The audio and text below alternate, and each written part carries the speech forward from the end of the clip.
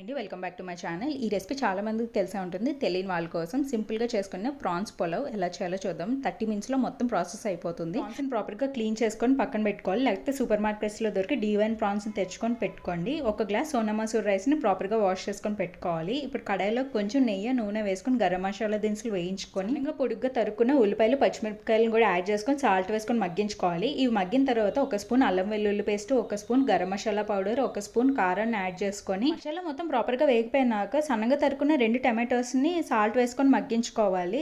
Tomatoes మగ్గే లోపల prawns already clean చేసి పెట్టుకున్న వాటిలో కొంచెం పసుపు కారం వేసుకొని 10 మినిట్స్ ఉడికించుకోవాలి వాటర్ అంతా బయటకు వచ్చేదాకా. తర్వాత గ్రేవీలోకి ఇవి కూడా యాడ్ చేసుకొని 10 మినిట్స్ మూత పెట్టుకొని ఉంచుకోవాలి.